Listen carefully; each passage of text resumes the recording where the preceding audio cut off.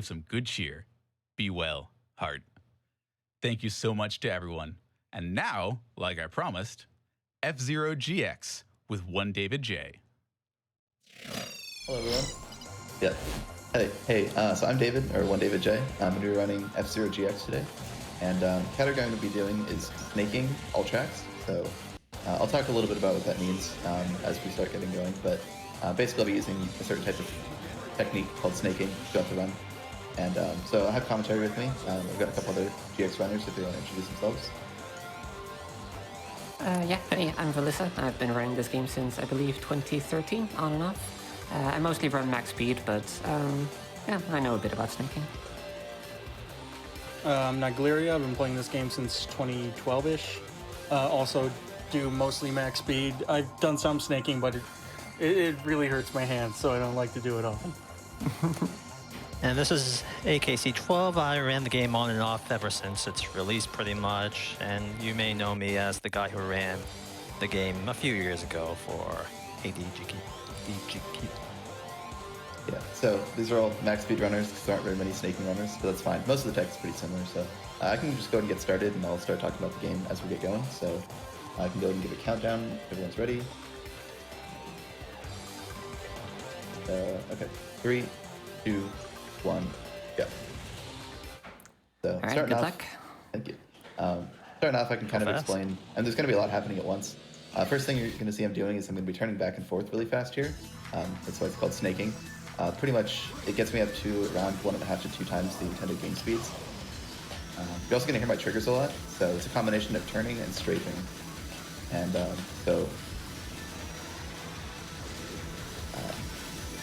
you can see I'm getting up to, especially with boost power, I can like pretty easily exceed 2,000 kilometers an hour. Normal game speeds are around like 1,000, 1,500.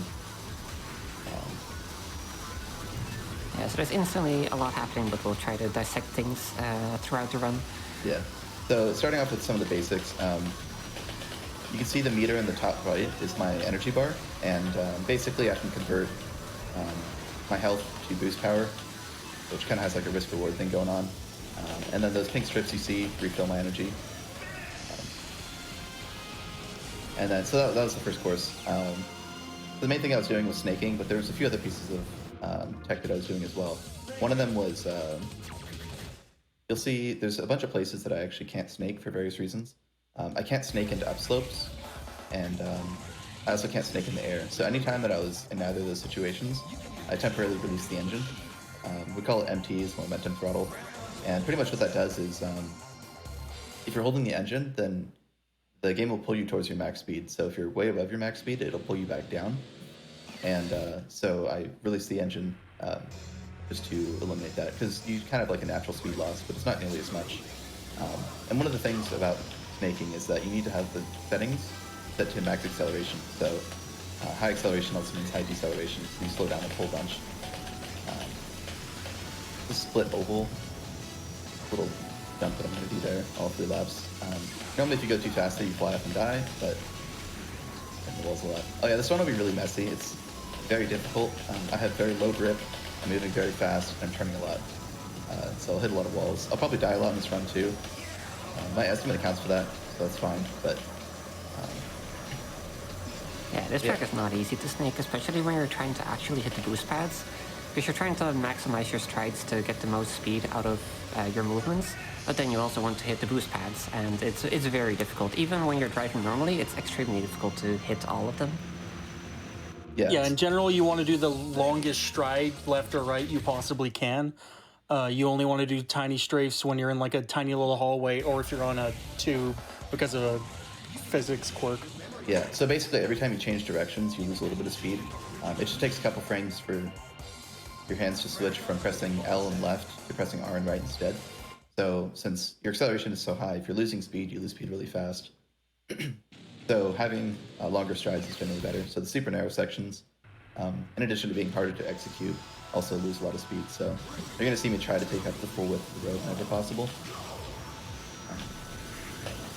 Are you going to go for the hop at the start of lap 2? Sorry, is that in the max acceleration setting, your steering, your machine becomes more responsive, making it even harder to compare to max speed in terms of staying out of the walls. Yeah, so another piece of tech that I used right there is this drifting technique called the MTS, which basically combines the momentum throttling from before and little jump here. Oh, that's it. I'll go for it on Mach 3, but so if I release the engine and then I turn sideways and straight forward, I can pick up a ton of speed. So you can see me do it again here.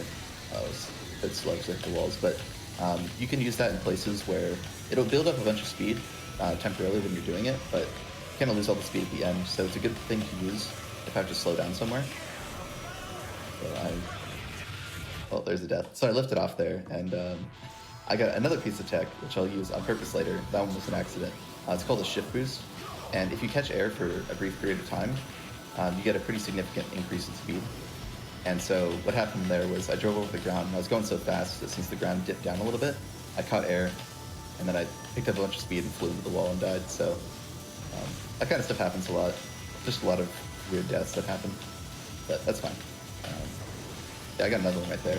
Anytime you see like little white air kind of fly out next to the vehicle, that means I caught air. There's a MTS into shift boost liftoff jump that I can go for there. A lot of the tech in this game kind of chains together a whole bunch. So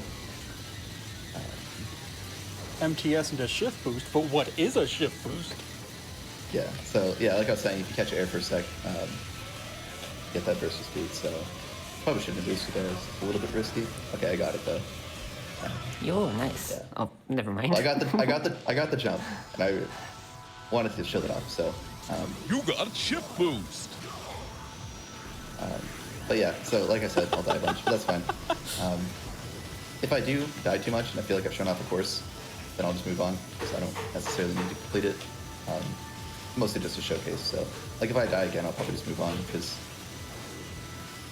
I've driven a couple times now, but...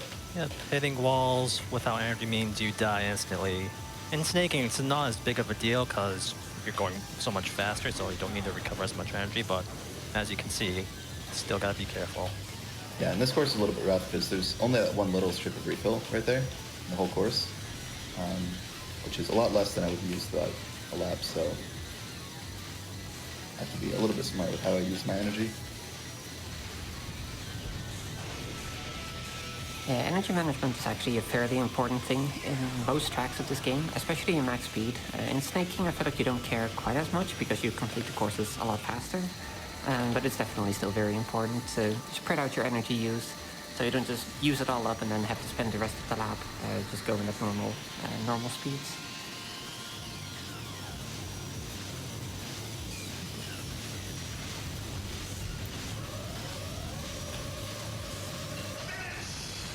So, like I was saying about MTSing being good, where like it temporarily increases your speed, but you slow down towards the end. I can also just use one at the end of the course, just to cross the finish line a little bit faster.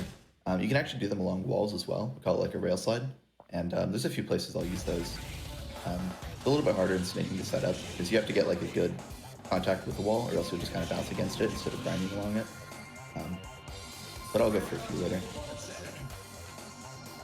So up next is Loop Cross. This course is one of the courses that you really see the full like anti-gravity racer aspect, because you go like upside down, sideways, and all that stuff. Like you see the map there's like an upside down section, but even starting off at the very beginning here, there's this loop-de-loop that we go through. And I'm actually doing an MTS right here. So like I was saying before, I think you can't really snake into upslopes. So when you go into upslopes, usually the best way to handle them is to just MTS through, which will get you through faster than once you get back to flat ground again and start snaking. Sometimes we see people doing snaking up an upslope, but without holding the accelerator, and that also seems to keep your speed a little bit better than if you were holding the accelerator and then snaking up a slope. Yeah, it depends on like how steep the slope is. If it's like a super steep slope, then you still don't really want to snake into it. But if it's like a slight upslope, then you have much better grip with the engine off for some reason. Not really sure why. So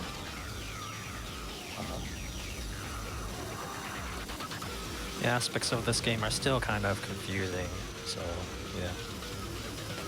Yeah, so this ridge in the center... This game's actually very complex. Yeah.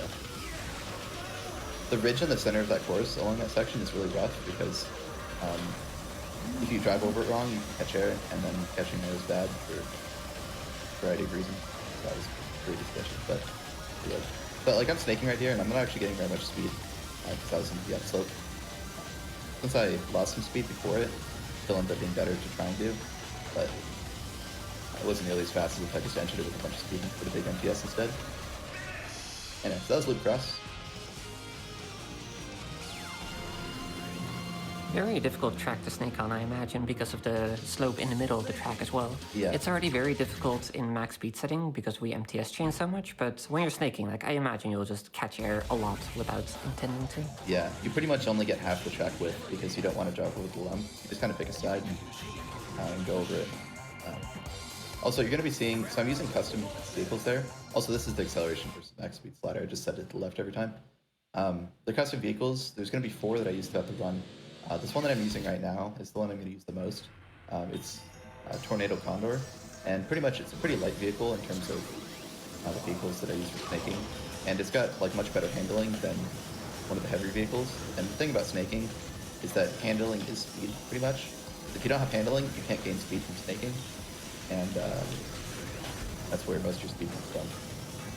So we end up using a sunny course that has like any sort of slopes. So I got that little chicken ship boost there.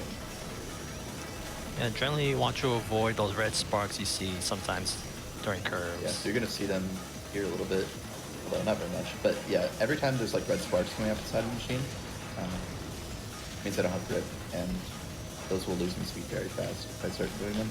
Unless I'm doing an MTS, which is different. Technically I'm losing speed, but speed from the MTS itself makes that float. Also, this dirt here doesn't affect me as long as I'm in boost state. So if I actually hit the boosters properly, or if I boost over them myself, then it's fine. But or if you're emptying, if you're not holding like gas, the dirt won't affect you. Oh really? Yeah, that's something like even most runners don't know. Because it still makes the noise as if it's affecting you. Yeah, I don't know why it doesn't affect you, but it doesn't.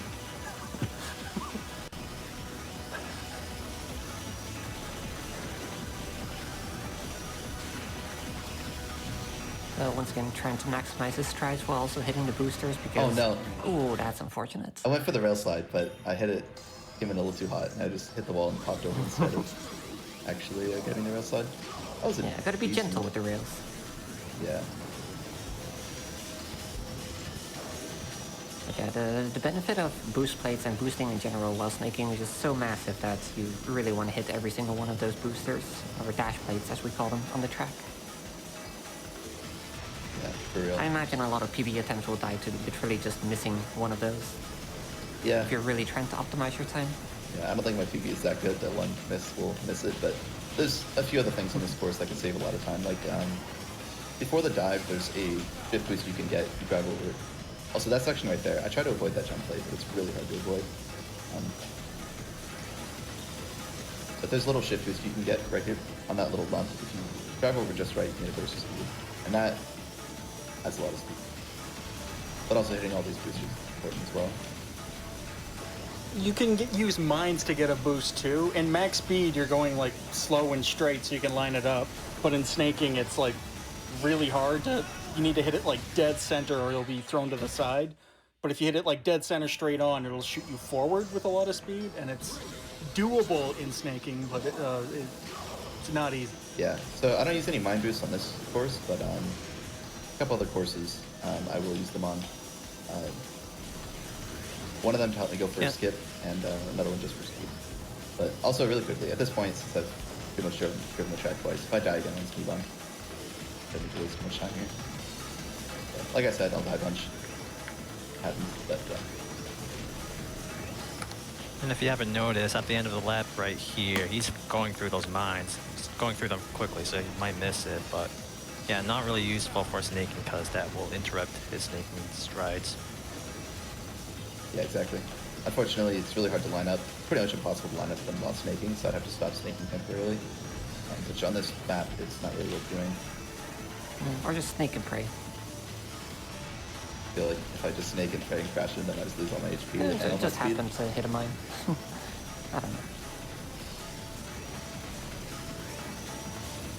There's not a lot of people who run F-Zero games in real time. I guess mostly IL competition, like on the IL leaderboards there's hundreds and hundreds of people, but on the RTA leaderboards there's like, I think SNES is the most popular one, and it has more than 20 people on it. But for most of the other games it's like 5 maybe. Yeah, unfortunately this game doesn't translate super well to RTA runs because that's cost you so much time. So kind of super encouraged to play super safe. Yeah, that was an example super safe, of just have your run die a million times from trying to go fast.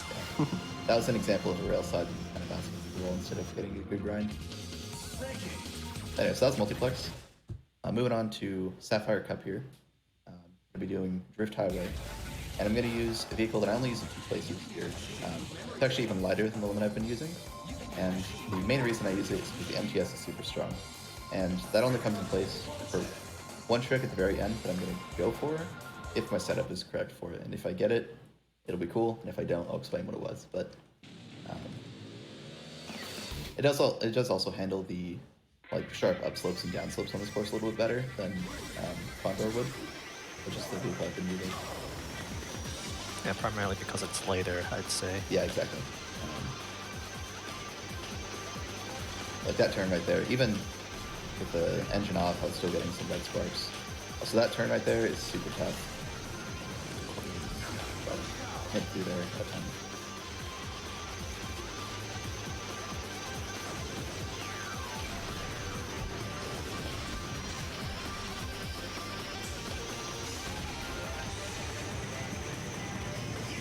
Kind of dangerous. Ooh, one of the walls there has collisions, so if I'm not careful, I can crash into it and die.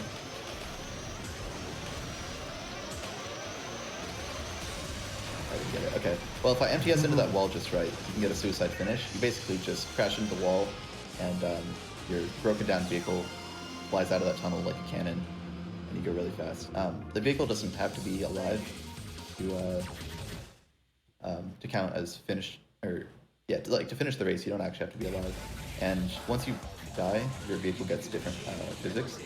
So, and you get a solid several seconds of the vehicle being alive, try and make it over the finish line. So, a good suicide finish saves several seconds there, at least probably 3 or 4, maybe even more than that.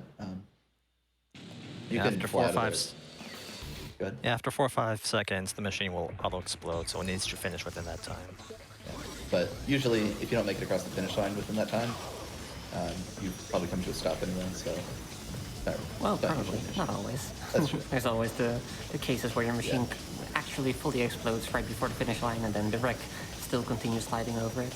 The saddest thing. The worst. So Aerodive's got a pretty cool trick here with this dive.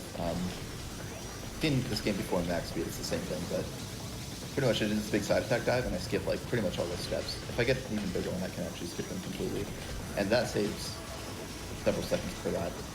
Also, that was the shift boost right there. That also gave me a ton of air. That was really nice. Yeah. Also, if you've played Super Smash Bros., you might recognize this track. Yeah. You just be on a floating platform driving over the track and get it actually. Yeah, also, it has some extra holes for some reason in Brawl. Oh, yeah. Yeah, no, I recognize it. The track can't hurt me. I'm not taking damage right now.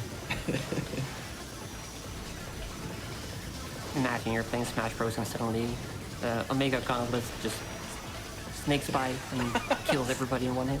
That would be... I guess I'll get a mod for Smash that has snaking speeds. That would be just fly so past mean. it like twice as fast as the usually go.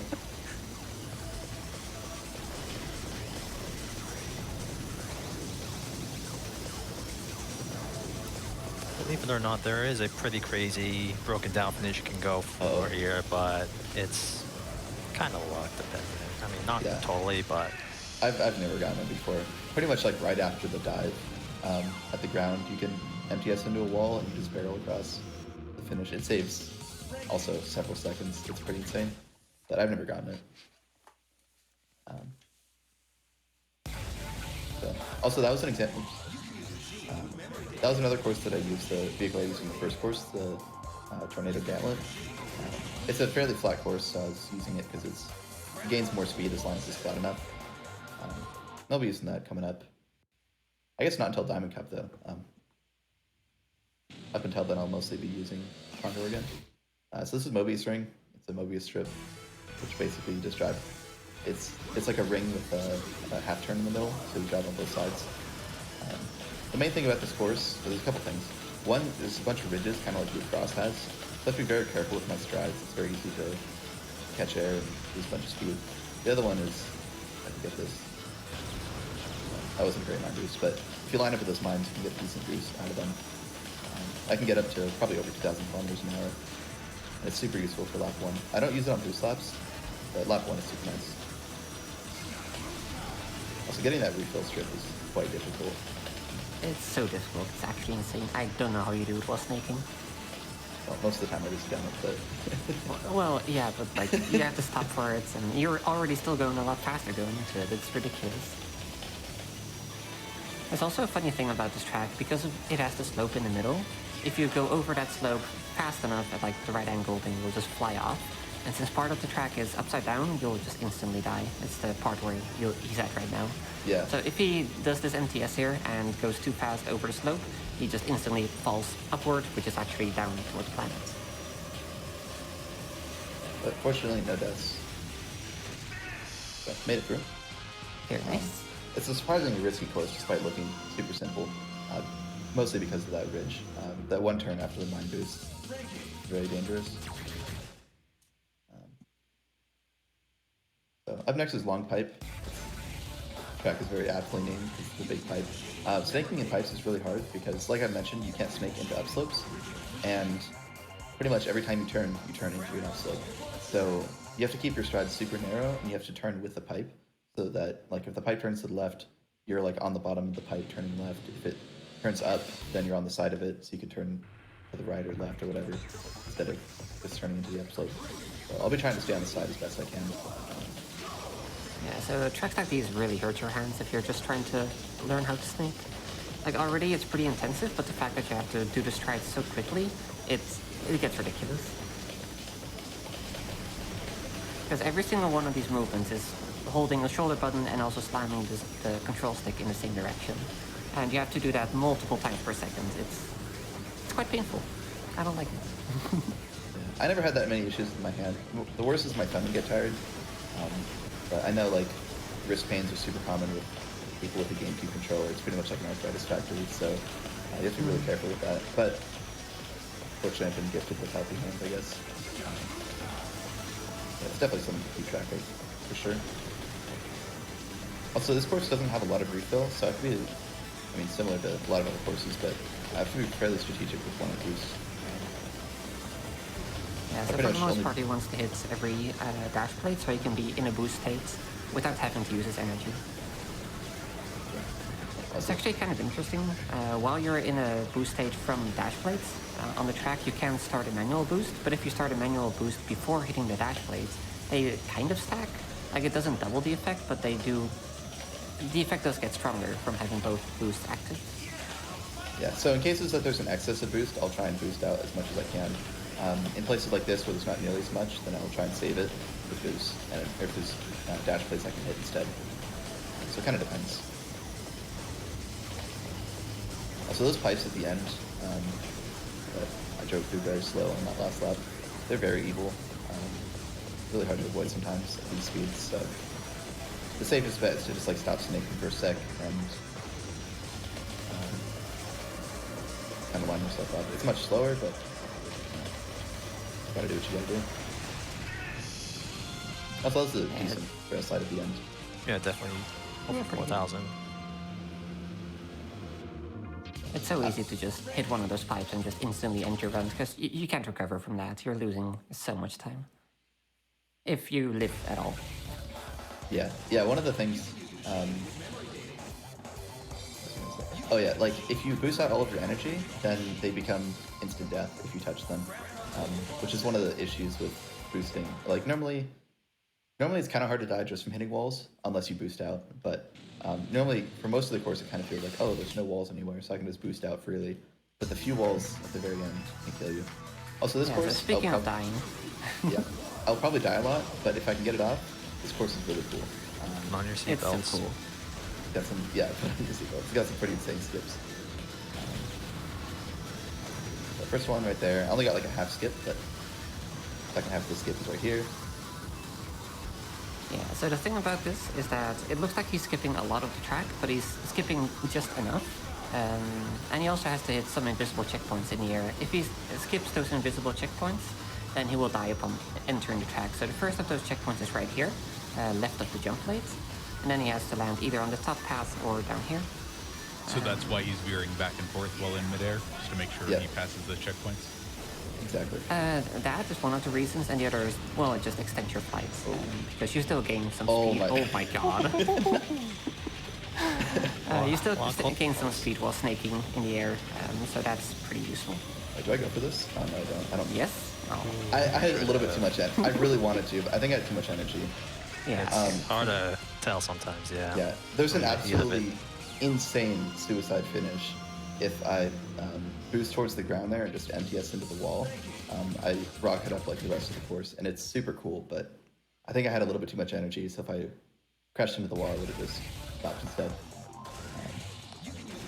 I was very tempted to go for it, but I did get it the first time I tried in practice, because the hardest part is just making sure you have a good setup with nuts, like your energy is good. The first time I got it with good energy in practice, I like got the suicide just fine when I was practicing yesterday. But I don't think my energy was quite good there. Also, this is cylinder knot. This is like the other side of a pipe. You're on the outside instead, and kind of got similar mechanics. I think it's a little bit easier. You'll fly off a lot though, because it's very small. So generally, my goal is to just come with the cylinder. And but honestly, this course I kind of enjoy it for the challenge. Every run looks messy. There's like literally one run in the entire world that is messy on this course, and it's the world record. But like even like the second place time, and I think I have third place, maybe fourth. I don't remember. My PB is very messy, but just lift off like that will happen a lot. It's not really a whole lot I can do about it. These pipes. Zero is already pretty messy, and then snaking just makes it so much messier. Yeah, snaking definitely adds to it. So there's going to be a lot of times where I'm going to build up some speed for a sec and then just release the engine and try and carry the speed as best I can.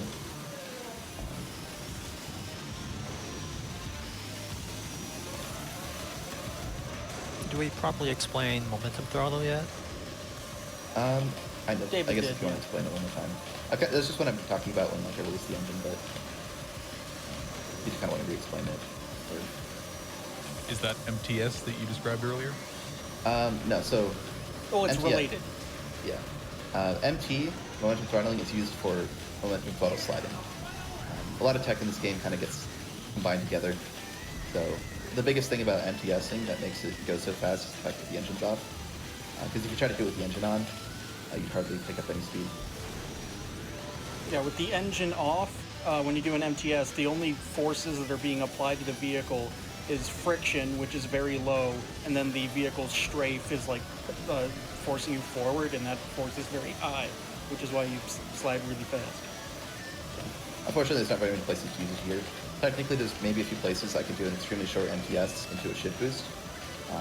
MTSs are good for setting up shift boosts because it's like a good way to build up speed for if you drive over a section of the course that has like a little lump, and if you tap A, it'll redirect all that speed forward.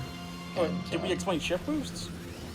I think I explained it earlier. Kind of. But I guess you can probably explain it in better detail. I mean, I still have no idea why they work, but it's like, if you land on a track like perfectly flush with the track, you'll get a little boost.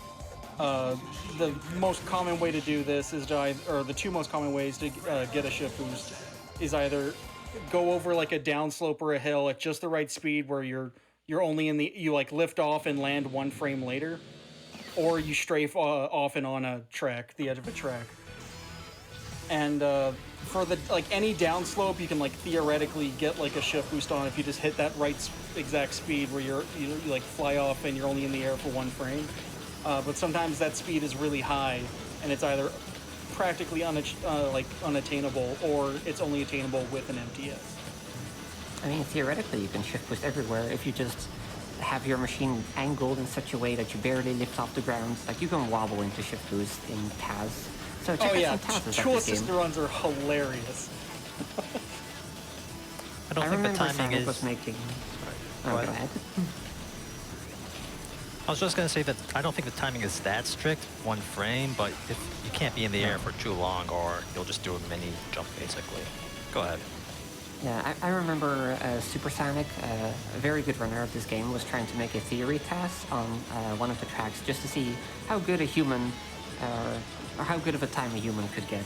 And then he kind of got slightly carried away in lap 2, and then lap 3 was just constant shift boosting all over the place, just wobbling, just going 4,000 kilometers per hour. Yeah, the first lap looks like pretty doable, and then the second lap is like, oh, I don't know about this one. And then the third lap is like, all right, I don't think this is happening. As you go he's just faster, flexing any now. gentle hill becomes a shift boost opportunity, basically.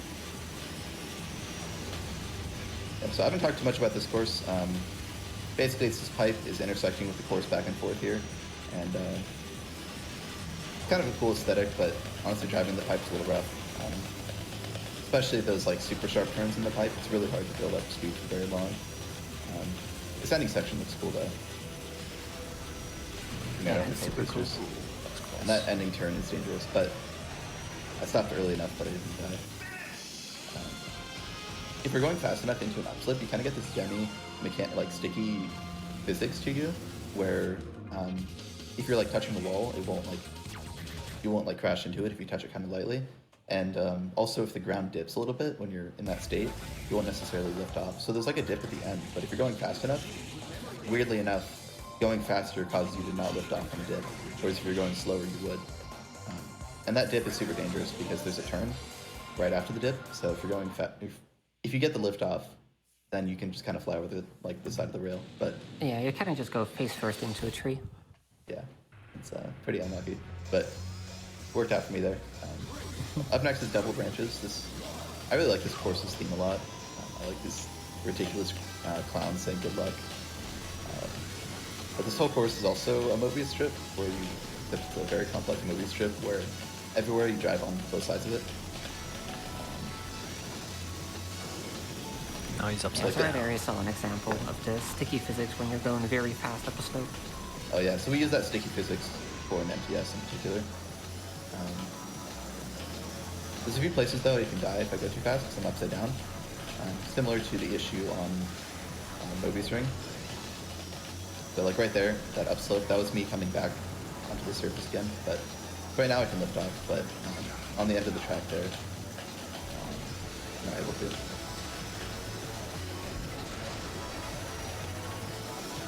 This course is like super high speed if you do it. Also, that was an off course. I accidentally got an off course shift boost there. Just by snaking. Sometimes there's some setups you can do with snaking where if you line your stride up just right, where the edge of the turn is on the edge of the track, then you'll drift off for just a second, but you'll already be strafing backwards, like backwards onto the track, so you can get some shift boosts. I go for a few of those later, potentially, in Diamond Cup. Diamond Cup will have a bunch of shift boosts in a couple of courses, so there will probably be a lot of deaths in there as well. Yeah, Diamond Cup is kind of where runs come to die. Yeah, for sure. It's like it has all the hardest tracks except for Serial Gaps, which was in Sapphire Cup for some reason. It really doesn't belong there. Like all the other tracks in Sapphire Cup are not that big of a deal. But as the second cup, it shouldn't have arguably the hardest track in the game. What are you talking about? I got Zero Gaps first try, it's an easy course, come on. I mean, sure. First time, every time, until it's not. Exactly.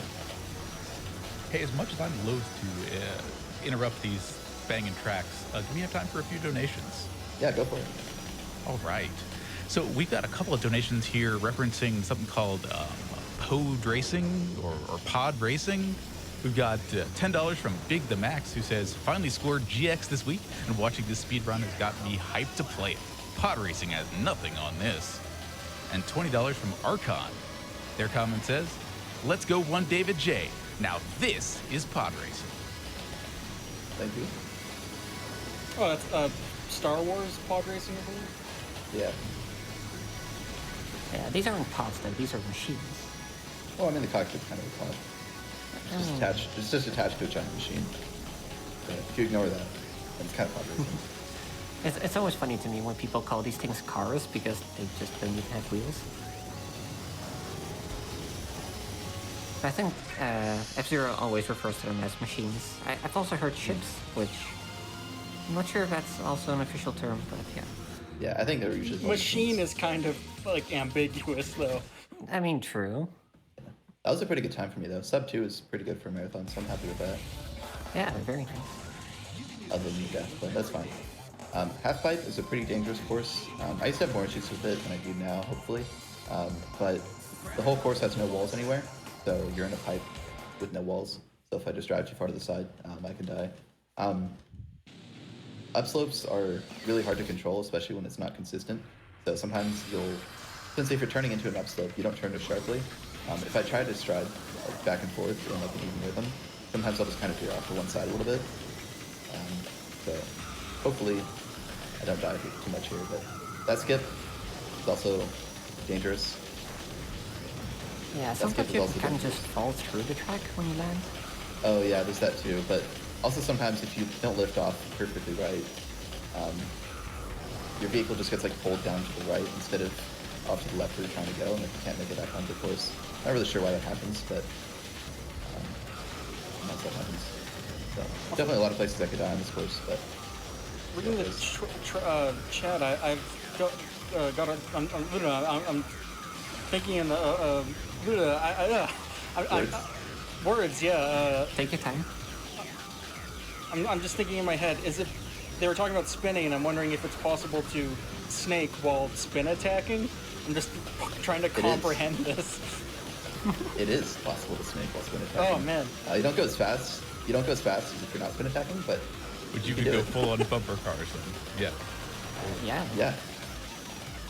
Probably a very good way to win Grand Prix races, honestly. I mean, snaking's a good way to win Grand Prix races anyway, but yeah, you could spin attack at any point, yeah. While rail sliding, while drifting, FTSing. Oh, I've never done it while rail sliding. That sounds interesting. Oh, that's kind of cool. It's only to show off, but I might do it someday in a PB. Who knows? Dude, that reminds me of the fan game Aero GPX that's currently being worked on. They also have like spinning into rails as kind of like a makeshift MTRS. But that's like an actual mechanic there, like spin attacking into rails to go super fast. Interesting.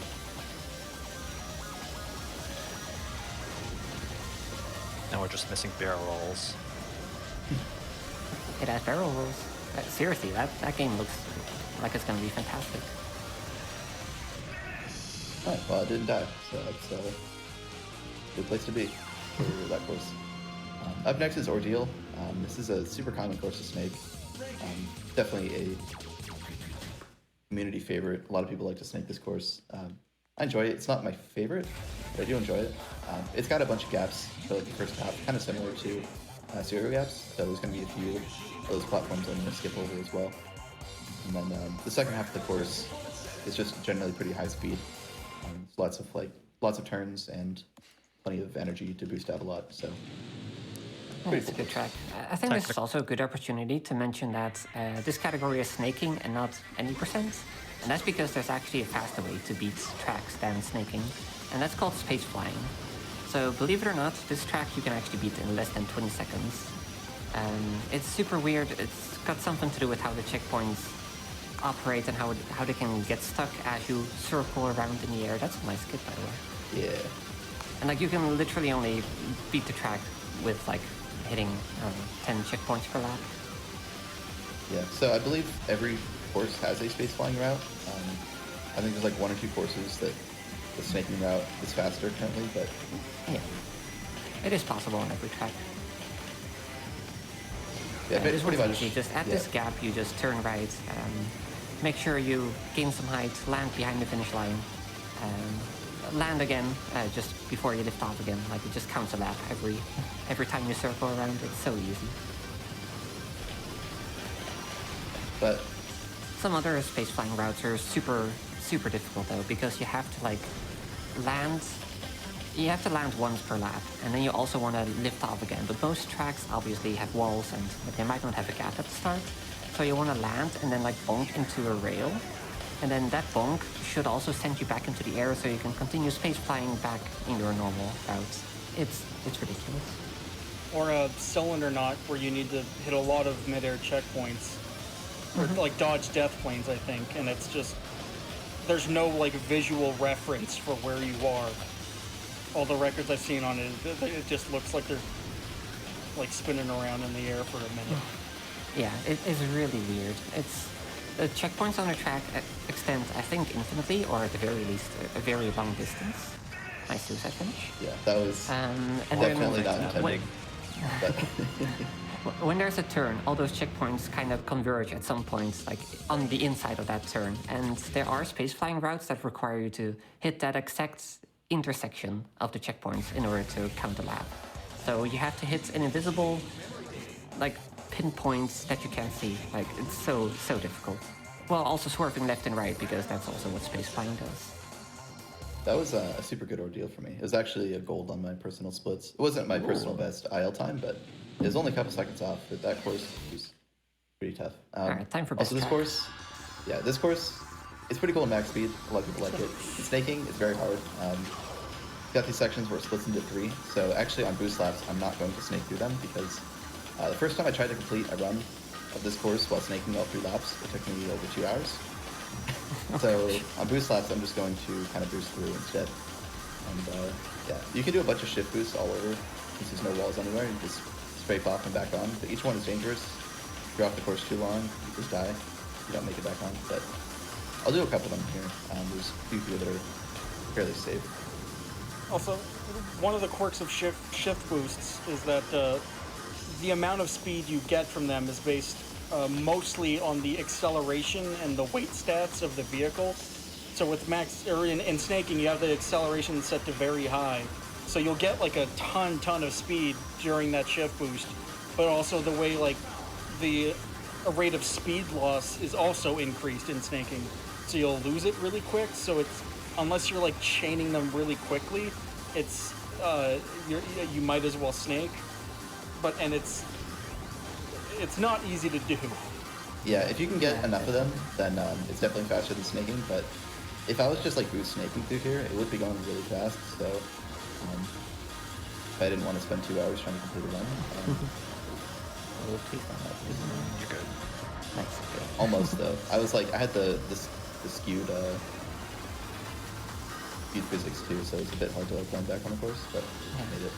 Depending on the slope of the track, a shift boost can be kind of easy or it can be impossible. Like if you're on a upslope, then most of the time it's impossible. If you're going super fast, there might be a small window where you could do a shift boost, but like also right here while he's rotating, realistically you can't shift boost because as soon as you leave the track, the game tries to reorient you to be like level with gravity. And you're on your side, so you can't get back on the track. Yeah. So one of the things that it's kind of hard to tell sometimes is your orientation. Like right now, I'm kind of sideways a little bit, but then it levels back out here. And like when you're just driving, you don't really notice, but it can be an issue sometimes with how safe or dangerous stuff is. For what it's worth, after watching this for 40 minutes, I'm not sure what my orientation is anymore either.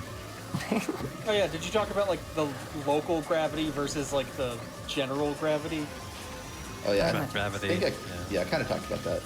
But pretty much when you're on the track, you have the local gravity, but if you get too far away from it, either by driving off the side or if you catch too much air, you'll detach. So that was one of the issues I was talking about with the few courses where there were those areas that I had to slow down because I was going too fast. When I was upside down, I could just die.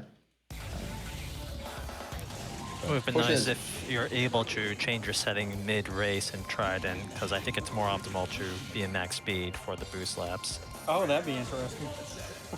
Yeah, that would be interesting. Yeah, because with the method I was doing there, it definitely would be faster to do at max speed.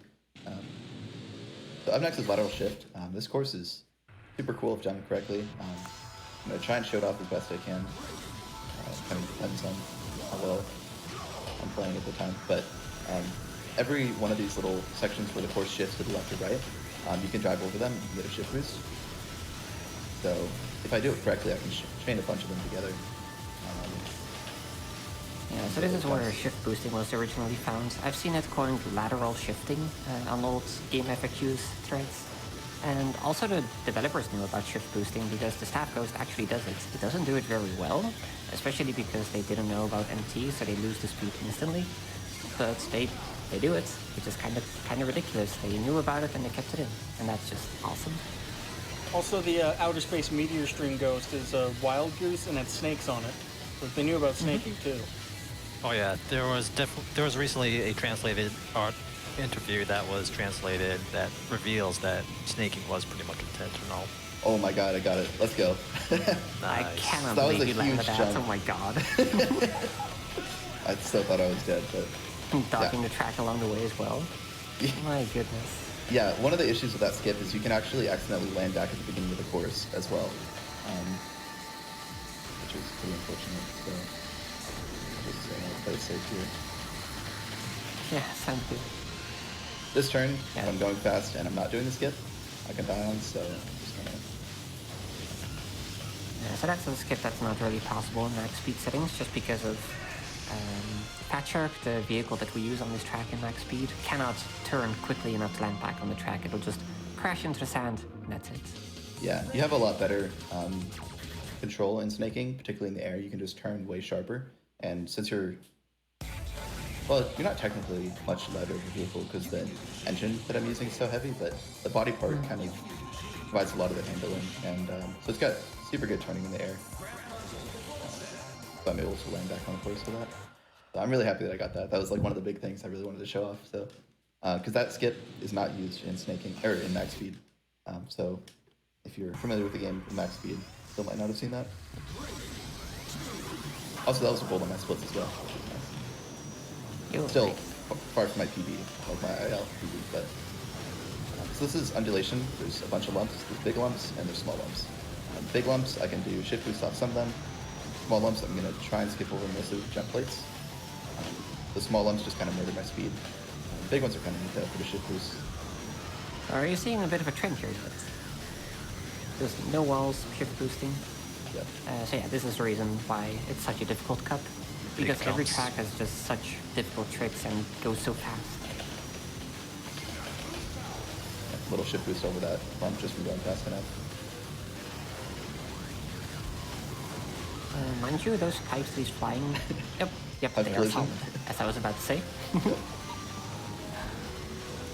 Like I heard If you you're saying above it, the I was lava like, when it gosh. happens. If you're above the lava, you just die. You can't recover.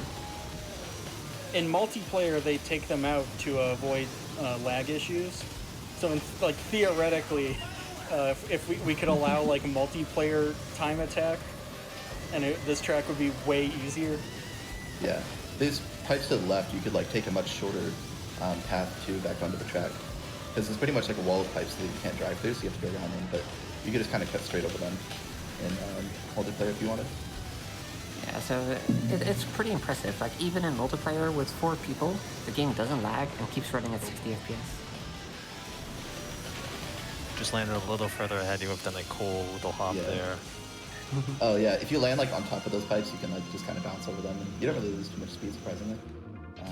Yeah, and you lose no energy because for some reason, while they have collision, they don't do damage. But some of them do damage. Oh, some of them? No, I think they do damage. It's just very little. No, you can literally just be chilling there forever. Yeah, some of them you can stand on. It might be the walls that have collision, like a rail. I think so. No, in mind, you're right. Yeah, I was thinking you take slow damage, but now that I think about it, no, you're right. Yeah, you don't take damage on them, so... It's the one in the beginning that I think does damage, but yeah, it's very confusing. It doesn't make sense. Yeah, so this course is Dragon Slope. There's a huge dive. That kind of looks like a dragon. Pretty cool. There's actually a couple dives. There's like another dive towards the end as well. Hope It's you a like bit too shift bold to boosting. go for that second shift boost, but... Yeah, fair. Shift boosts are nice when you're going fast because they're a speed multiplier. But the faster I'm going, the more useful they are. This this like narrow section here is very evil. If you crash, it bounces you like super hard, so you just crash into the other wall and just ping pong back and forth forever. Which what happened there. Or they're using the sticky physics from going fast up a slope to be able to hit the energy refill pits without actually bumping into the wall and bouncing off of it. It works out super nicely, and it feels fantastic. You just grind along the wall, and you just get the energy for free. So we talked about how momentum throttling, helps maintain your speed. What David did there after the big jump is boost and then empty, and that has a benefit at really high speeds of over 2,000 or so. Well, it's always beneficial, but it's more beneficial at that. That was quite interesting. I fell back onto the course there, but since the finish line is right here at the start, I fell back onto the end, and so that counted me as skipping too many checkpoints forward, so it killed me instead of... Because normally you can fall back on the course as many checkpoints as you want. Not that you ever want to, but it might be better than dying at least. But if you fall forward too many checkpoints, then you just die. So, this was almost a deathless diamond cap until then. That would have been pretty impressive. I mean, there's also still slipline slits. I don't mean to ruin your party, but like, stuff happens. That's true. Stuff does happen. There's actually one section in particular that I died a fair amount on that course, which I'll talk about once I get there.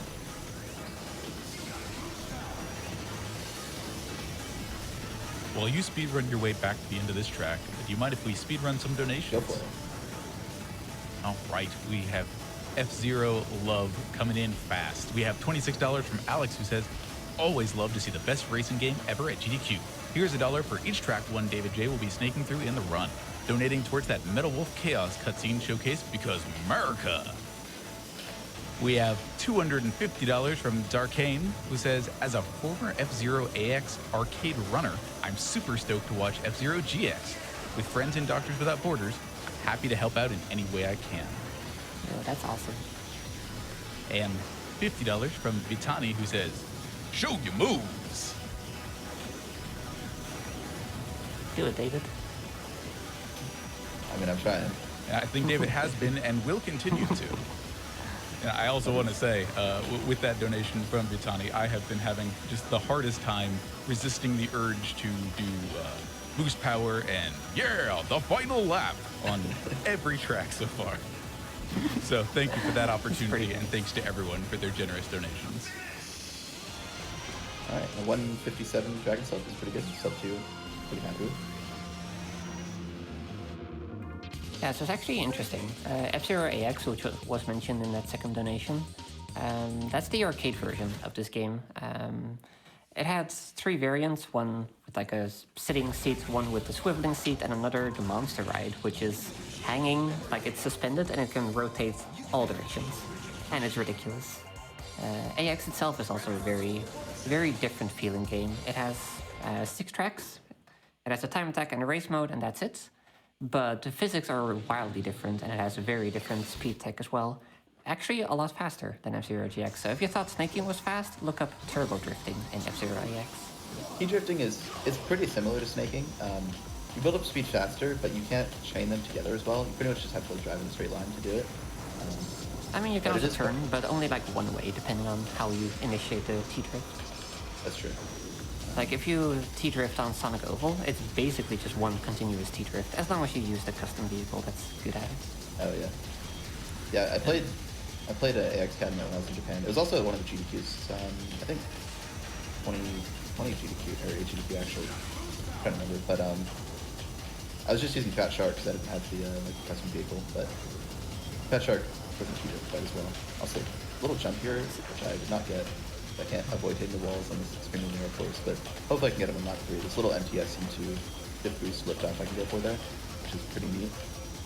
And to quickly clear up a false claim about F-Zero AX in the GameCube game, while there are UI and menu elements and music in F-Zero GX from AX, the physics of AX are not in F-Zero GX. Oh yeah, there's like a really common, like, poorly named like AX and GX action replay code that floats around that it just makes the menus look like AX, but physics maintain the same as GX normally.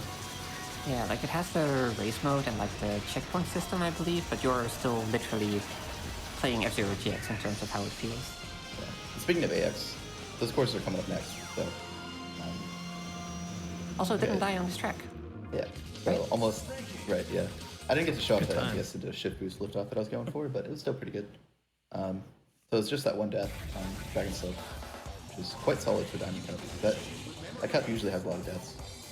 We have confirmed that Sand Ocean's Surface Slide is the hardest track. Yeah, that has been my most deaths so far, so it must be the hardest course. It should be a really easy course. Anyway, so up next is Screwdrive. I'm going to be using Wyvern for the same reason I was using it before. It handles the upslopes pretty well, and it's got a strong MTS. And I actually use the MTS for more than just the suicide finish. In this case, I get like a nice long MTS through here. And you can kind of see, like, as soon as it starts, it's very easy to see how quickly it picks up speed. It loses it really fast too, but they're short MPSs, so it's fine. Also, a little Did shit someone boost. say pizza? I think I heard someone say pizza. Yeah, I'll pay for your pizza if you get the trick. Alright. How consistent are they in the Snake? I imagine it's more consistent? It's probably a little bit less consistent, but we got it. Hey! Free pizza, let's go. Yeah, so that was a meme from BDQ, was it like 2014 or something like that, where Naegleria offered, I believe it was AKC, right, a pizza if he got that suicide finish, and he did, so. Let's try. Yeah. So if that finish doesn't have an official name in the community, I would like to offer Yeetus Completus, because that is what appeared in my head when I saw that. That is all. I'm a Yeah, fan. I mean, yeah, it is a good name. I do appreciate it. But yeah, that suicide, it's about as consistent as it is for max speed, other than getting the setups just a little bit harder because you're turning instead of just, you can't really like line yourself up perfectly. But the suicide itself, to get the setup, is pretty simple. Unlike, I think, most things in most games, the trick is mostly reliant on the setup. Oh, and I was just thinking that, like, none of the finishes have names, but I guess the meaty stream finish kind of does, the pinball finish. Oh, yeah. Yeah, there's an absolutely insane finish that I've never even attempted, I don't think. I would poop myself if you got it. What would you get if you get this one? It's the pizza. So if you crash right there, where I just did, on lap 3, you can pinball all the way across to the finish. It's absolutely insane. Yeah, I don't know. Also showed us outer space for being the coolest venue, and unfortunately only being used once. Yeah, I really like this venue. I actually really like this course for snaking. Super neat. I like flying through the air in the tunnel. I'm not even trying the normal suicide finish. I was going to do one, but I had too much energy. Just like the one on the very last turn. But the boost from the boost panel is still active, so I couldn't boost out. But yeah, it's a fairly simple course. You just kind of drive. I mean, there's like a few things you can do. There's a few shift boosts you can get.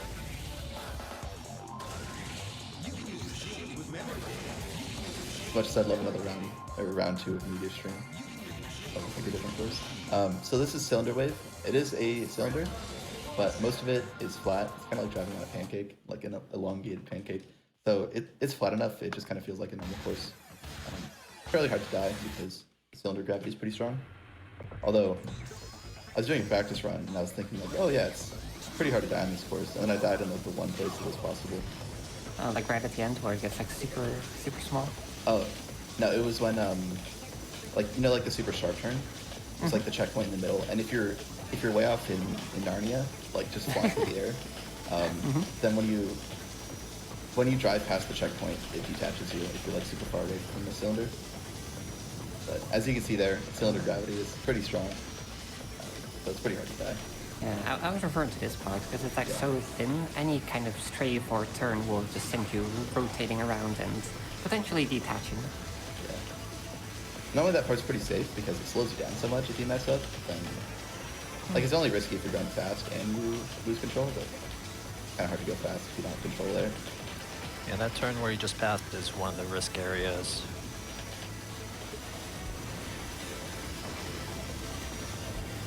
And this From section here you just can gets also too do a very narrow. cool backward skip.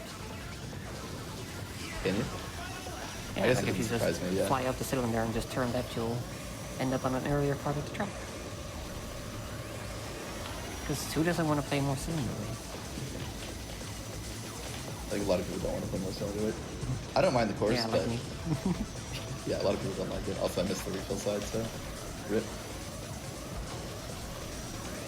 It's a cool little trade-off. Like, you either take the slightly longer path to the right and get energy, or you stay on the left and you take 2 boosters.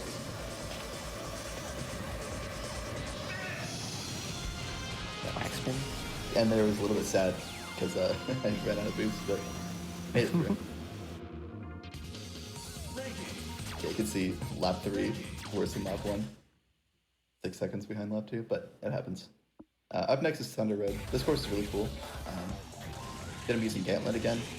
It's a pretty flat course, a lot of boosters, a lot of energy, very wide course, lots of big turns, so it's just a super high-speed course. It's also very punishing. There's a few places you can just crash and lose a ton of speed.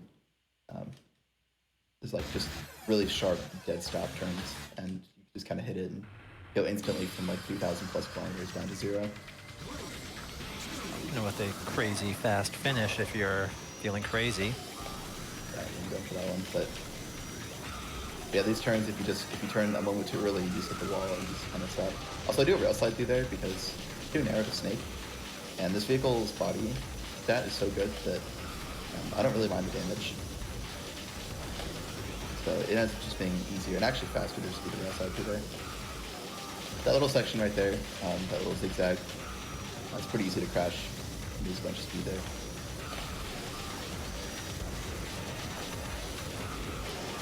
Got a little boost, but yeah. Yeah, I got a shift boost there, but I just immediately crashed, unfortunately. A little lift off you can do right there. I didn't get a huge one. It's a little bit hard to do on lap 1 because you don't get boost speed. But This track is just so freaking good. so I normally do the rail slide on the right side, but if I'm a little too hot on the left side, I can do it along the left side. It does cost a lot more energy, enough that it's actually somewhat impactful. I don't really want to do it, but take what you gotta do sometimes. It's also a really weird rail slide, because normally when you're MTSing, you'll like turn the opposite direction of your strafe. But since the road turns to the right, but I'm strafing right, I end up having to turn to the right more. Like you turn left into the wall to start it, but then you end up having to readjust in the middle of the rail slide. It's rather abnormal. How about the energy? So I'm just gonna. I would love to boost right there on that turn, but let's safe and not do that.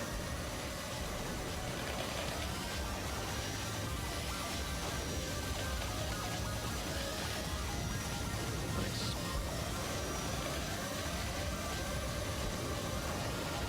I got the shift boost, but I didn't actually get the speed. Or like I got the air, but not the speed.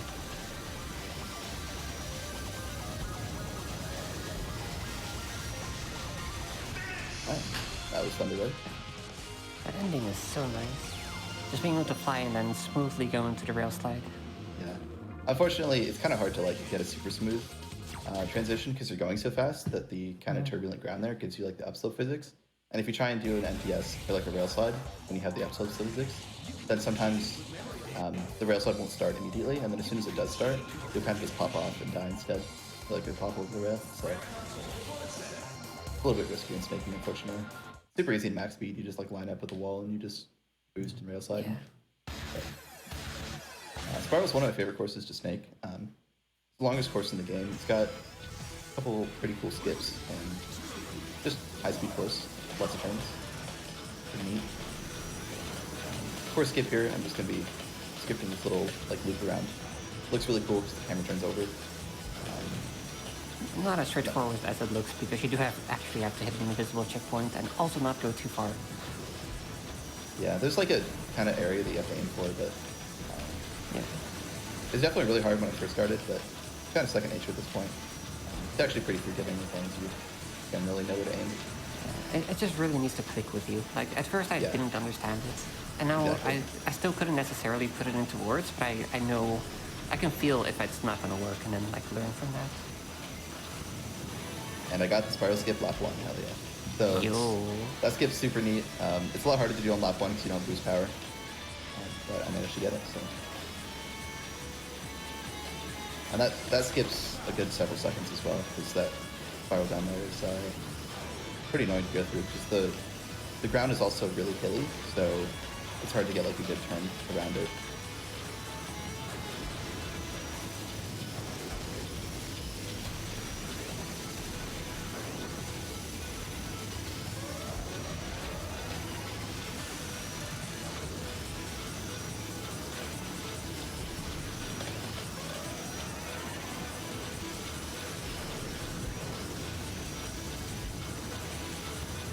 Shift boost there before, and just enough lift to avoid a death checkpoint there. Yeah, if you land early enough in the spiral skip, like if you land on the very first part that you could, you actually die. So you have to go a little bit further, which is rather weird and abnormal for skips. Normally it's like if you go too far, you die, but in that case, if you don't go far enough, you die. I'm not really sure why, but I think your checkpoint has to advance on like the lower section of the spiral. I think so. I think. My guess. I'm not exactly sure why. Yeah. And when That's David the only thing I does, can think of that makes sense. yeah, but when David does the left and right motions in midair, that lets him sort of slow his fall, and that's how you space fly with lighter vehicles. Okay, probably gaining some height there, 3 for actually. 3. Yeah. Beautiful. And an incredibly good time. Yeah, seriously, that's 227. That's I think only a couple seconds off my PB. I was gonna ask. I think it's a 224. third best time. 225, yeah. So only 2 seconds off my PB on the longest course in the game. Dude, that's crazy. Very good. Was it a top 10 time? Oh, it was third, yeah. Yeah. So I guess, yeah, have we mentioned how you can lose time from top 10s? Yeah, so if you get a top 10 time, you save. I was supposed to put the memory card in slot 2, which would still allow me to access custom vehicles, but it would just tell me, oh, it can't be saved instead. But I kind of forgot because my run got jumped forward slot. Anyway, this is actually the last course of the run, so it kind of came up hot there. But this is the shortest course in the game. Using Gantlet again. This course is kind of a bit of a chain reaction where there's straightaways and the 2 turns. This is oval. And on the turns, I'll be MTSing them, and on the straightaways, I'll be snaking them. And if I handle the turns well, then I maintain the speed through them, and then I can build up more speed through the straightaway, and it's super fast. And if I don't do it well, then it isn't as fast, but I really enjoy doing this course properly a lot. Super fun to just kind of chain these MTSs from boost to boost. Run ends when he crosses the finish line next. Oh yeah, so coming up on time, right, and time. Time. There we go. That was F-Zero GX. Very nice run. Thank you. Great run. Fast. Not too many mistakes, actually. Yeah, what was the final time? It was a 106.35. Oh, snap. Dude, That that's was awesome. 14 seconds behind my PB for the overall run. Oh my god. And with how awful that early game was with that surface slide, that was almost a PB. Yeah, the late game was very good, so I'm really happy with that. Yeah, I got to great show job, off David. pretty much everything I wanted to show off. So I'm super happy with that run. Thanks everyone for helping out with commentary. It was good having you guys here, and thanks everyone for watching. And hope you Thanks for enjoyed having it. us. Hope you enjoy problem, the dude. rest of the marathon.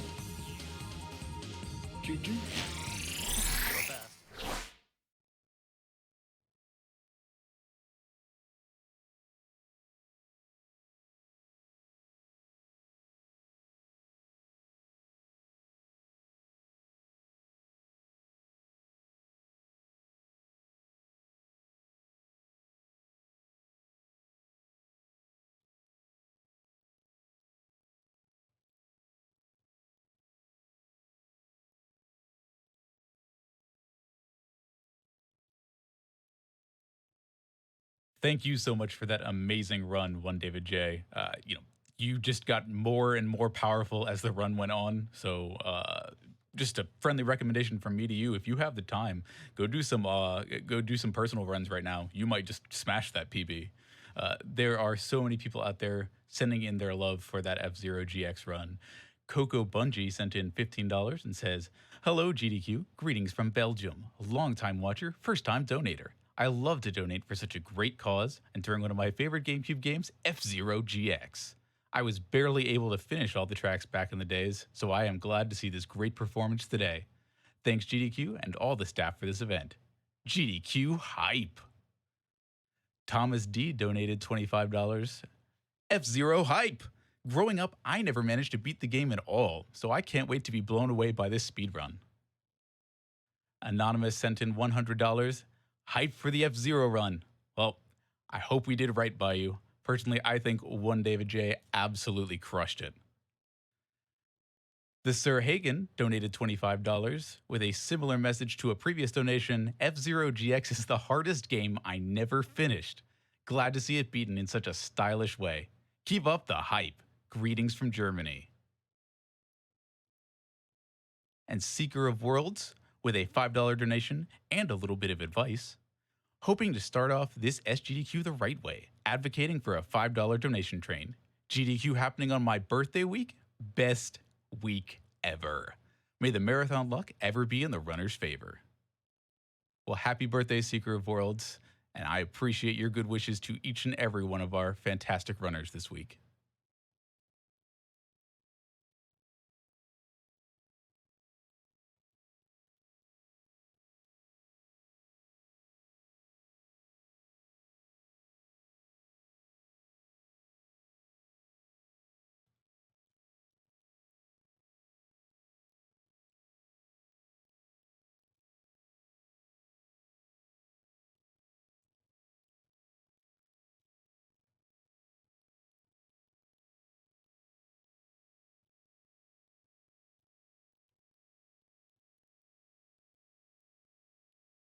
While I look over our donation incentives, I see that the Metal Wolf Chaos cutscene percent just got a big bump, and that is thanks to an anonymous $1,000 donation who says, "As a longtime watcher of GDQ, I feel compelled to donate for the Metal Wolf Chaos cutscene incentive. And the reason is because this day is great, because this is the day for the great United States of America. And because no speedrunning marathon is complete without hilarious cutscenes." Well, any reason to donate is valid, and we appreciate both of those very much. So thank you, Anonymous. We're going to have a short break coming up, and we'll be right back to keep going fast.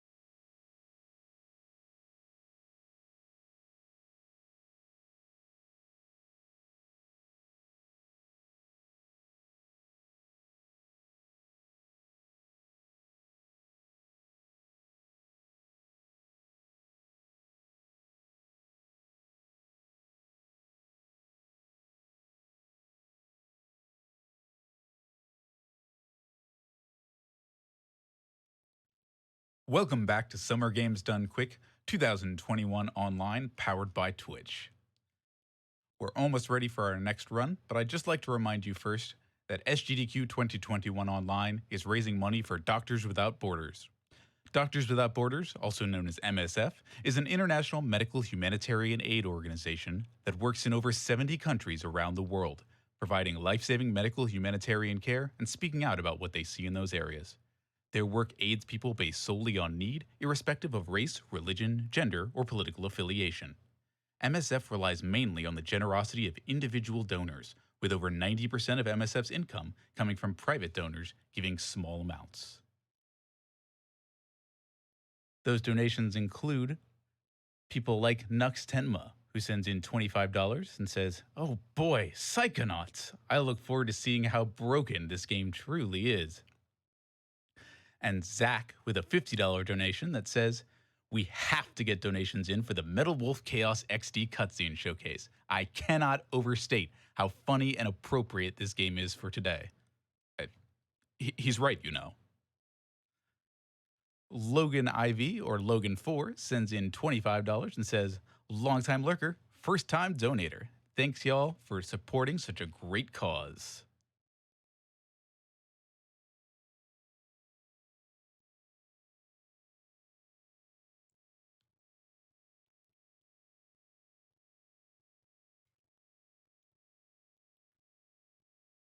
Alrighty. I've just gotten word that we are going to talk to Cent shortly about some prizes. But before that, I would just like to say what a pleasure it's been to be able to open Summer Games Done Quick 2021 online. I hope it has been as much of a blast for you as it has been for me. Be wonderful to each other and to yourselves, and I will see you again on Friday. So we'll be talking to Cent shortly, and then when we come back, you'll be in the capable hands of Super Jamoose. All right. The event has already started, and we don't have any ideas for a good prize gimmick this event. Everyone, what do you got? Well, you could talk to inanimate objects again. No, not again. Never doing that one again. Lamp, what about you? Find a new stuffed friend to act as a mascot for the segment? Nah, people would never go for that. Shout, you got anything? Let somebody else talk about prizes? This is the part where you throw me out a window, right? Yeah, right. That's not gonna work. I can just. Yeah, would you mind? Yeah, Sorry. I can go. Thank you. Cool. I appreciate it's that. Good. All right, you know what? Fine. I'm just gonna have to do it myself. Hello, everyone, and welcome back to Summer Games Done Quick Online. My name is Cent, and I'm here to tell you all about some of the amazing prizes that you can win by donating during the marathon. Got a ton of excellent prizes you can donate to win this afternoon. Prizes like this super cool Psychonauts black light poster from our friends over at Fangamer and Double Fine. This is amazing. It's not even released from Fangamer yet. We got the pre-release to give away. Super cool. Love the color scheme. Really reminds me of that like late 60s, early 70s psychedelic feel. It glows under a black light, where you're seeing that neon yellow right there. Looks super cool, and it's only a $10 minimum donation. $10 minimum donation, you could win this poster. Absolutely amazing. Thank you so much to our friends over at Fangamer and Double Fine for providing that. Now, from Naegleria, we have this absolutely adorable, wearable Captain Falcon hand-knitted hat. Now, you have to remember that only those who exceed the Falcon can be the Falcon. So I am not worthy of putting on this hat, but you might be with a $15 minimum donation. Thank you so much, Naegleria, for sending that out to us. Also, for a $15 minimum donation from Kale Clara, we have this absolutely wonderful Spyro paper art. Look at this. This is a 3D shadow boxed art piece of Spyro made entirely out of colored paper. How do you do this with colored paper? I can barely write on paper, and Kale Clara has made this amazing Spyro piece. So thank you so much. And again, $15 minimum donation if you are interested in potentially winning that. Now, from Paul Bunyan. From Paul Bunyan, we certainly have a giant-sized prize, and that prize is this beautiful framed heavy lobster paper art. Yep, that is all paper inside there depicting the famous scene of Kirby and Meta Knight's Revenge running away from the heavy lobster. You gotta run from the heavy lobster. That's a pretty scary boss. Run, Kirby, run. And you all should run right to the donate page and donate at least $20 in order to potentially win that heavy lobster. Now, from Megan Duncan, we have right here on the table. This absolutely beautiful Buster Shot bead art on canvas. The canvas itself is painted in this beautiful kind of metallic drip pattern. You can see it blindingly flashing in the lights there. The perler itself is made of a bunch of mini beads, which are super difficult to work with, but also give you these beautiful, beautiful shading pieces that you can see in X and you can see in the Buster Shot. It's a super cool piece. It's a $20 minimum donation, so make sure to get those donations in. Now, from Jeff Akers, we have a wonderfully similar piece here, though on a slightly larger scale. We've got Raz from Psychonauts on top of the Psychic Ball power-up in the game. It's a super cool piece. Again, these are perlers. This is a fused perler on top of a canvas. It's absolutely incredible. It's a $25 minimum donation. Look at it. It's as big as, like, my chest. It's incredible. Make sure to get those donations in, and a huge shout-out to Jeff for sending that in to us. And now, finally here, from Skater43, we have an absolutely amazing cross-stitch of Mega Man 2. Yeah, this is a cross-stitch. Every single like pixel you see in here is a stitch. It's amazing. It's great. It just captures the spirit of Mega Man 2. Floors are just suggestions in that game. Everything is just a suggestion in that game. The Matul in this picture is really upset, but frankly, if Mega Man was just running through the floor beneath you, I think you would be too. Huge shoutouts to Skater43 for sending that out to us. And remember, that is a $25 minimum donation, so make sure to get those donations in this afternoon. Now, there are so many other amazing prizes that are available right now. You got to head over to gamesdonequick.com and check out the tracker to find out all the information on them. Prizes, of course, like not one, but are two amazing grand prizes from Heroic Replicas. We have a super cool choice of replica. They've made so many amazing things for us and just in general over the past few years. You get your choice of, one of their replicas. There's a full list available on the website, but you can get like a Master Sword, a Dark Link Sword, a Hylian Shield. There's some cool mock-ups for the Sword of Power from He-Man and the Thundercats Sword of Omen. That Thundercats sword with the eye and everything. It looks super cool. You got to check it out. There's the legendary Trident from Breath of the Wild. Check it out. There's so many great options available. Thank you so much to Heroic Replicas and, of course, to Dave from Heroic Replicas, the wonderful person behind all of those amazing pieces. Now, also, for a $250 cumulative donation throughout the marathon, we have an amazing gaming PC available from Skytech Gaming. Huge shout-outs to Skytech Gaming for sending this out. You can check out all the specs over on gamesdonequick.com, but here's what you want to know. It's got a 3070 in it. You know how hard it is to get your hands on a 3070 right now? I've tried. Believe me, it keeps falling through. But Skytech Gaming, somehow they found one. They put it in a great build. They sent it out to us. It's a $250 cumulative minimum donation throughout the event. So that means you got to donate at least $250 over the course of the whole week. So hey, get in $25 or $50 right now. You get entered into all of the prizes that are available. Do it again tomorrow. Do it again the next day. And you know what? Before you know it, you're going to be entered into not one, but both of those amazing grand prizes. Now, that's going to do it for me. I think, I'm going to have to find another lamp. This is wonderful. I love this, but it's just not quite the same. So while I do that, why don't we send it back to the break screen and get a little bit excited for our next run, Psychonauts with Yoshi Pro. Yeah, I like you, but...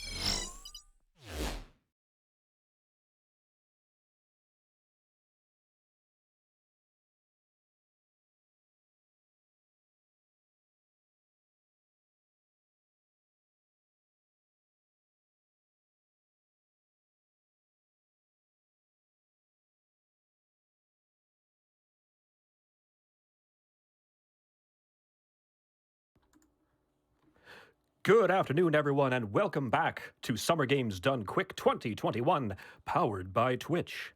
My name is Super Jamoose, and I'll be your humble host for these next few runs on this fabulous Sunday afternoon. On deck, we have a PC classic, it's Psychonauts, 80% category by Yoshi Pro, which will be starting up very, very soon. And thanks to the impeccable speed of donations we've received so far already, we've unlocked the incentive for this game, the legendary Milkman cutscene, and I hear that his milk is delicious. But first, I'd like to shine just a little light on some of the donations that you fine folks have been sending in. I have a $250 donation from Marcus, who says, "Just woke up, time for SEDQ, let's go!"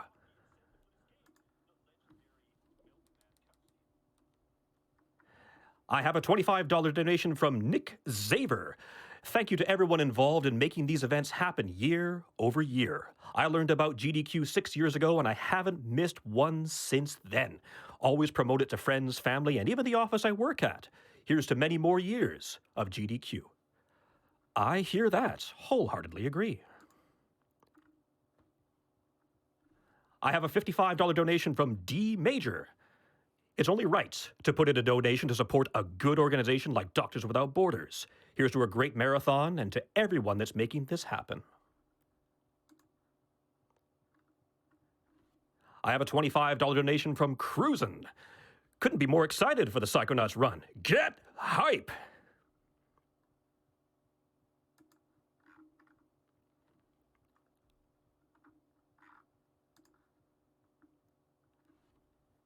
And I have a $250 donation from Trevor and Adrian R. Oh, thank you. Happy to donate to such a good cause. A huge thank you to the staff, volunteers, and runners for putting on a great show. Here's a bit more towards that cutscene showcase for Metal Wolf Chaos XD. Definitely, you guys have to try this out. You have to check this out. Everything that Metal Wolf Chaos comes up with is solid gold. You do not want to miss out on that one. Make sure you're donating. Make sure you are putting your dollars towards that incentive. You don't want to miss it.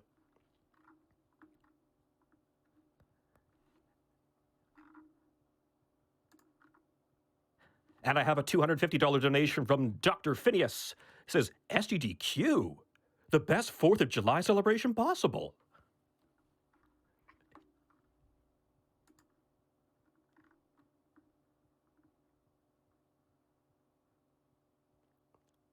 And a $25 donation from Celine. Hello, SGDQ. I love these events, and I've been contributing for a few years now. Here's to another great one, and good luck to all the runners throughout the week. Let's make this another record smasher.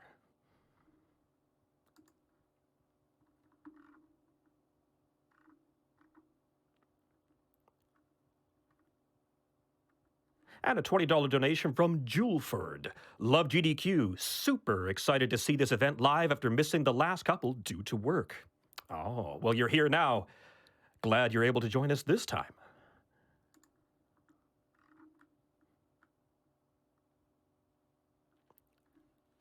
I have a $250 donation from Corey that simply says, video games. I mean, you just can't make it simpler than that. I love it.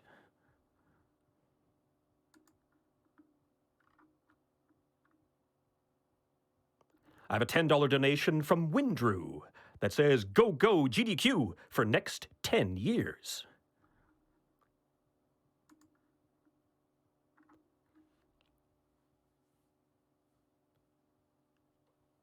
And I have a $50 donation from Shindetsuku. Longtime watcher, love these events. GDQ does so much good, and I'm proud to be able to support.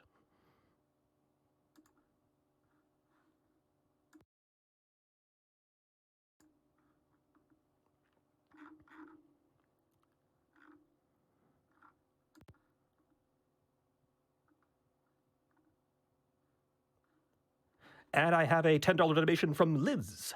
Had to donate for Psychonauts.